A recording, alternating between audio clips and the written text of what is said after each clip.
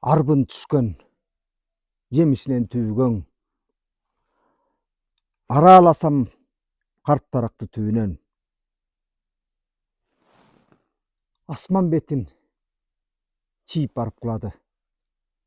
Жүрөк селттеп аянычтуу үнүнөн. Жерге тиип качыраган бутактар бутак эмес, жер таянган кучактай, тирүү жандай үн чыгарып акыркы, жүрөгүмдү тилип өткөн бычактай. Жемишин жеп жүрдүм канча мактап да, акырында ушул эле максаттай карап турдум кулап жаткан даракты. Бир өмүрдү кыйып салган акмактай.